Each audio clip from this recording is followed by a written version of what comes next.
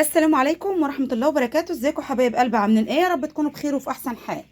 جايلكم فيديو جديد النهارده، يا رب الفيديو ينال اعجابكم. بالله عليكم حبايب قلبي اللي ما اشتركش في القناه يشترك ويفعل زر الجرس على الكل عشان يوصلكم كل جديد من قناتي قناه ام ليلى.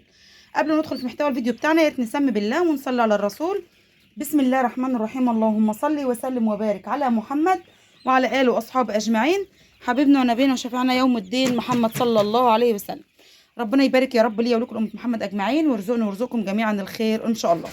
النهارده الفيديو بتاعنا جميل جدا جدا بالنسبة لي، أنا جميل بسم الله ما شاء الله. المفاجأة اللي في الفيديو النهارده والله العظيم أنا قاعدة في أمانة الله لقيت جالي تليفون: أنت في البيت يا أم ليلى؟ أيوه أنا في البيت. جالي كرتونة فيها حاجة جميلة جدا جدا، هنشوفها مع بعض دلوقتي. جيت دلوقتي ركبت هنا دواية. السلاكة دي ما كانش فيها كهرباء، كانت الدوايه فيها بايظه واللمبه كانت محروقه. ركبت دوايه وركبت لمبه 100 عشان نشوف الهديه الجميله اللي جايه لنا النهارده. بسم الله ما شاء الله، حاجه راحت مني وربنا عوضني بيها الحمد لله. جات لي عن طريق هديه بسم الله ما شاء الله. يعني انا كنت طالبه منه الشيء ده وهو كان جايب لي قبل كده، وسبته اخر حد خالص. ما فكرتش ان انا اطلب منه حاجه لان عارفه ان هو مش هيديني بفلوس، فسبته لاخر حاجه خالص. فلما ما لقيتش، حاولت مع كذا شخص ان انا اجيب منه، فما لقيتش الحاجه اللي انا عايزاها. فهو قال لي انا مجرد ما هيبقى عندي موجود ومتوفر عندي هتلاقيني جايبهولك لحد البيت وجاي. هتشوفوا معايا دلوقتي، بس اما نفرش السلاكه ونغسل سقايه ونغسل علافه ونظبط المكان ونشوف هنستقبلهم على ايه ونظبط الدنيا ليهم ونفرش ونظبط كده ونشوف مع بعض ايه الهديه الجميله اللي جت لي النهارده. خمنوا كلكم كده معايا كده ايه الهديه اللي جايه النهارده. اكيد كلكم وصلتوا وعرفتوا ايه الحاجه اللي راحت مني وكنت عايزه اعوضها واجيب غيرها تاني. فاكيد اللي متابعني عارف هو ايه. فما تستنوش لما تدخلوا الفيديو هعرف انتوا كتبتوا في الدقيقه انهي بالظبط التعليق بتاعكم عشان اشوف مين اللي عرف ايه الحاجه اللي راحت مني ورجعت جالي مكانها تاني النهارده. احلى هديه جات لي النهارده، بدات يومي بيها بسم الله ما شاء الله. ربنا يبارك يا رب له ويحفظ له اولاده ويجازيه خير ان شاء الله، لان دي تاني مره يجيب لي من نفس النوعيه دي. فربنا يجازيه خير ان شاء الله ويبارك له يا رب، اللهم امين. ربنا يبارك لي الجميع. فهجهز المكان وهرجع لكم تاني نشوف مع بعض الحاجه الجميله اللي جات لنا النهارده. خلاص يا حبايبي جهزت المكان اهوت، فرشت شكاير في الارضيه وفرشت التبن فوق منه، وجيت بقى غسلت هنا سقايه وغسلت غطا سقايه مكسوره عندي كده عشان احط عليه السقايه عشان ما يبقاش فيها تبن وكده. وغسلنا طبق بلاستيك اهوت. جهزنا العلف، جهزنا الوصفه بتاعتنا والخشن منها طلعناه حطيناه على العلف. بس قبل ما اقول لكم انا عملت ايه وهسوي ايه، عايزه بس اقول كلمتين بس الايه المتابعه عندي. دخلت كتبت لي كومنت بتقول لي هي الفراخ بيبقى لها عرف؟ قلت لها ايوه الفراخ البلدي بتبقى، بتقول الفرخ بيبقى طالع من البيضه له عرف؟ قلت لها ايوه الفراخ البلدي بتبقى طالعه من البيضه لها عرف، بيبقى ظاهر العرف بتاعها تماما. يعني لاي حد مربي، مش انا، اي حد مربي يرد عليك على السؤال بتاعك. لو رد عليك رد غير ده يبقى انا ما بفهمش حاجه في التربيه. الفراخ البلدي بتبقى نازله لها عرف معروفه وبتبقى واضحه جدا جدا قدام اي حد. فانا قلت لها ايوه الفراخ البلدي. رجعت كتبت لي كومنت تاني قالت لي امال ما بيبقاش عندي ليه عرف ليه؟ هو انت الفراخ بتاعتك مستورده؟ لا يا حبيبه قلبي الفراخ بتاعتي مش مستورده، ده فراخ ام ليلى. انت لو متابعاني هتعرفي ان انا مش بحب اغلط في حد، ولا بحب اتريق من حد على حد، ولا بحب اكون سخريه يعني ادعي السخريه مع حد. فانتي مش عاجبك الكلام بتاعي، مع كل بصي كل الشكر والتقدير لحضرتك، اخرجي بره القناه خالص. طالما كلامي مش عاجبك ومش طالعه بيه باي فايده او باي منفعه اخرجي بره القناه خالص. انا مش هحذف الكومنت بتاعك ولا هعمل اي حاجه. انا بقول لك اخرجي بره القناه بتاعتي خالص. طالما كلامي ما فيش فيه مصداقيه بالنسبه ليكي ما تسمعيليش ما تسمعيليش. ايوه الفراخ البلدي بيبقى لها عرف، عندك انت ملهاش عرف؟ ده مش شغلانتي انا، مش مسؤوليتي انا بقى. ايوه الفراخ البلدي لها عرف، بقولها لك 100 مره، ايوه الفراخ البلدي لها عرف. انما تدخلي تتريقي عليا وتقولي ده فراخك مستورده، لا انا فراخي مش مستورده، انا فراخي زي اي فراخ. عامه انا مش بربي البلدي، انا مش بربي البلدي. اللي انا بربيه انت ما تعرفيش تربيه، ما تقدريش على ثمنه. فعيب انك تغلطي فيا او تقلي مني عشان انا مش بحب اقل من حد. لو انت هترجعي تقولي لا انا مش ما اقصدش حاجه وما اقصدش، لا كلامك فيه تريقه، كلامك فيه تريقه عليا. انا مش بحب اغلط في حد، وانا كل محتواي ان انا بصي عتاب الندل اجتنابه. انا كلام انا واضحه كده، انا عتاب الندل اجتنابه. فبلاش انك تغلطي فيا او تقلي مني عشان انا مش بحب اغلط في حد ولا اقل من حد. فانا فراخي مش مستورده، انا فراخي عاديه جدا جدا، بربي براهمه، بربي هندي، بربي بزراميط. لو انت قادره على ثمن البراهمه والهندي والبزراميط ما كنتش دخلت اتريقت عليا. انا ما عنديش فراخ بلدي. الفراخ البلدي اللي انت بتشوفها في الفقاسه دي بتاعت ناس بتجيب بيض عندي، مش فراخي. انا ما بربيش بلدي، انا مش بربي بلدي. فالبلدي ده انت اللي بتربيه، لان انت مش عارفه ان كان له عرف ولا ملوش عرف. انا بربي هندي، بربي براهمه، بهجن من البراهمه والهندي، بعمل بزراميط. لو تقدري على ثمنهم تعالي اتكلمي معايا. دي حاجه بسيطه اقدر اقولها لك. فبلاش تقل مني او تتريقي عليا، عشان ما بحبش اغلط في حد. انا لحد الان بكلمك بكل ادب وبكل احترام.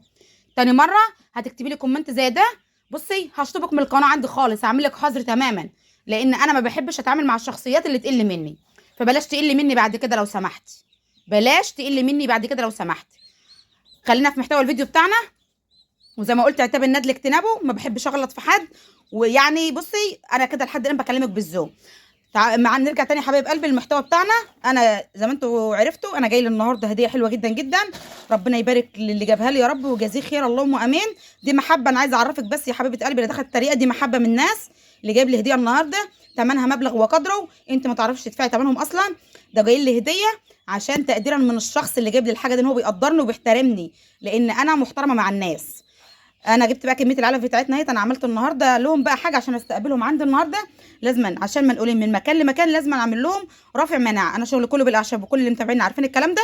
انا جبت معلقه من الكركم، جبت حبه خل، شويه خل يعني حوالي معلقتين او 3 كبار كده، جبت راس توم صغيره، جبت 4 ليمونات، ضربت الكميه دي كلها في الخلاط وصفتها. جبت الخشن معانا حطيته على العلف عشان نقلبه في العلف، عشان زي ما قلت لكم الدكتور جاي من بره، هو شغله كله ادويه ومحصن ومظبط الدنيا.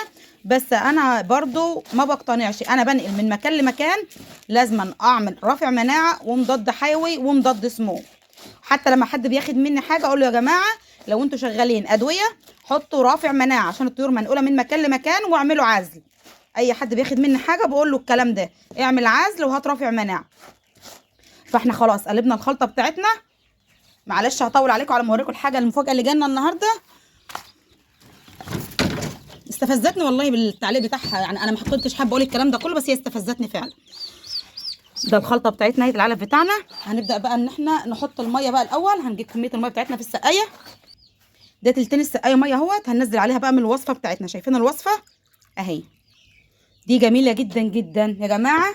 اللي عنده مشاكل في الطيور بتاعته وحابب ان هو يحافظ على الطيور بدون ادويه بدون اي حاجه، حط بس السقايه. واقول لكم اللي بيحصل عنده مشاكل يا جماعه في الطيور بسبب الحر والموت المفاجئ، عايزه تحافظي على طيورك، بسم الله الرحمن الرحيم سموا معايا بالله كده ونشوف المفاجاه الجميله. بسم الله ما شاء الله الله اكبر، ربنا يبارك ويحمي يا رب اللهم امين. اولا ده ديك هندي، ده ديك هندي اهو، جايب لي فرخ هندي اهو بسم الله ما شاء الله. ومعانا الباقي برهمه، الله اكبر عليهم بسم الله ما شاء الله، ربنا يبارك ربنا يبارك ويحمي. هقول لكم على تعملوا ايه مع الطيور بتاعكم، بس اوريكم الجمال والحلاوه. الكرتونه ضيقه عليهم واتحبسوا فتره طويله.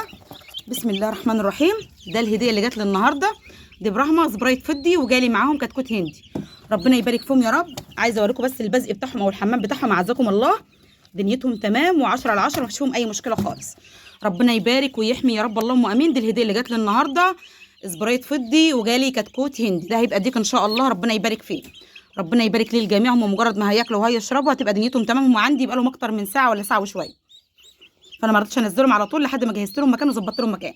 اللي عنده بقى مشكله في الطيور بتاعته بسبب نهجان الطيور او سبب الموت المفاجئ، يا جماعه حاولوا الفتره دي تنزلوا نعناع اخضر وليمون بميه ساقعه للطيور الشويه بتوع الظهر، الشويه بتوع الظهر يا جماعه، عشان موضوع النهجان ده والموت المفاجئ بسبب الحر الشديد. نعناع مع خل ميه ساقعه، نعناع وخل وليمون وميه ساقعه من التلاجة، حطها للطيور بتاعتكم وهترطب على الطير وتخلي الدنيا تمام ليهم. ممكن تحط الوصفه دي في سقايه بتاع في بخاخه وترش على الطيور بتاعتك، ترش عليهم ترطبي عليهم الجو. الحر صعب جدا جدا وبيأذي الطيور. وصفه بقى وقايه لكل الطيور من اي مشاكل او اي مخاطر تقابل الطيور بتاعتك. عايز تعملهم وقايه، هتجيبي بصل، توم، خل، ليمون، كركم، شطه حاره، اضربوهم كويس جدا جدا في الخلاط وصفيهم وحطيهم برده على ميه ساقعه ونزليهم للطيور بتاعتك على الريق. ممتازه جدا جدا، يعني تكون ميه فتره مش ساقعه قوي، الميه اللي على الريق دي ما تكونش ساقعه قوي، تكون فتره من الحنفيه. تفتحي الحنفيه تنزلي شويه الميه اللي في اولها كده وتحط لهم ميه من الحنفيه. الوصفه دي على الريق اشتغلي عليها على طول باستمرار. عايز تشتغلي 3 ايام وتريحي يوم ميه بيضه، ممتازه جدا جدا، هتمنع اي مشاكل عند الطيور بتاعتك. الوصفه دي جميله والخشن بتاعها حطها على العلف هتلاقي النتيجه مذهله والله العظيم مع الطيور بتاعتك.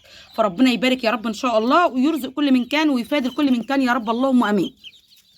انا جالي امبارح 10 فراخ رومي تايجر، اللي محتاجهم يا جماعه يتواصل معايا، انا تحت امر حضراتكم بسم الله ما شاء الله. في حد طالبهم مني هنا جنب مني قريب مني، بس انا حبيت ان انا اعرضهم للمتابعين بتوعي لان في حد كان طلب مني كتاكيت رومي تايجر. كان في حد طلب مني كتاكيت رومي تايجر احطهم مع الفراخ بتاعتي، هم جايين لي امبارح ونزلتهم مع الفراخ بتاعتي، مفيش فيهم اي مشكله ولا فيهم اي مخاطر خالص على الطيور بتاعتي. هنزل لهم برده من نفس الوصفه اللي انا عاملاها دلوقتي. هنشيل الميه اللي موجوده قدامهم، بس هم بينهجوا لان عندهم لمبه 200 وانا لسه هبعت اي حد يجيب لي لمبه 100، لان انا ما جبتش الا لمبه واحده، نسيت ان انا اجيب لهم لمبه 100. فانا دلوقتي هنزل لهم من نفس الوصفه اللي موجوده معانا. بسم الله ما شاء الله مع الطيور بتاعتي، يوم الله اكبر عليهم، ربنا يبارك ويحمي يا رب، اللهم امين. مش عاد كده، بسم الله ما شاء الله اهو الطيور قدامكم، الله اكبر عليهم، ربنا يبارك ويحمي يا رب ان شاء الله. ومعانا انتاج النهارده طالع معانا في الفقاسه برده، شيء ليا وشيء لناس تانية. ربنا يبارك ويحمي يا رب، اللهم امين، ويرزق كل من كان يا رب خير الدنيا والاخره. ربنا يبارك لنا جميعا يا رب. هننزل لهم برده من نفس الوصفه اللي نزلت منها للفراخ البراهمه. دلوقتي هنقفل بقى على البراهمه بتاعتنا ونبدا ننزل للتانيين. بسم الله ما شاء الله، ربنا يبارك. عليه الصلاه والسلام. ده الهديه اللي جات لي النهارده، احلى هديه جات لي، عشان كل الناس عارفه ان البراهمه بتاعتي الثعلب عدى اخدهم اكلهم، فدول بقى جاي لي النهارده هديه، ولما عرف صمم ان هو يجيب لي النهارده، فربنا يبارك له يا رب ان شاء الله. هنشطف السقايه بتاعتنا ونحط برده للفراخ من نفس الوصفه. خلاص يا حبايبي، حطينا لهم بقيه الوصفه قدامهم اهو. بسم الله ما شاء الله، ربنا يبارك ويحمي يا رب، اللهم امين. شايفين الكتكوت الرومي بتاعنا احنا بقى الامريكي اهو، الله اكبر عليه، كبر لان هو اكبر منهم اصلا في العمر، لسه طالعين امبارح او اول امبارح بالكتير، فربنا يبارك فيهم يا رب، اللهم امين، ويجعل فيهم خير لصاحب النصيب اللي هياخدهم ان شاء الله. ربنا يبارك للجميع ويرزق كل من كان. وانا اسفه لو انشديت معاكم في الكلام في الفيديو، بس حبيت ان انا ارد عليها، بس عشان ايه ما تحاولش انها تستفزني تاني او تقول كلمه تجرحني بها. انا ما عنديش فراخ مستورده ولا عندي حاجه، انا عندي اللي زي عند الناس كلها. فربنا يهدي الجميع ويحسن ألسنة الناس مع بعضها، أهم شيء ربنا يحسن لسانك حصانك، إن صنته صانك وإن هنته هزل مقامك. ده مقولة كويسة جدا جدا. فاللي بيقل من الناس فبيقل من نفسه عامة، يعني حد قل من حد فهو بيقل من نفسه قبل ما يقل من حد تاني. فربنا يهدينا جميعا يا رب إن شاء الله ويهدي الجميع. فده الخير اللي جالنا النهارده والهدية الجميلة اللي جات لنا النهارده، ربنا يبارك لنا فيها يا رب. انا حبيت احطهم لوحدهم وهيفضلوا لوحدهم لحد ما انزلهم على الارض ان شاء الله.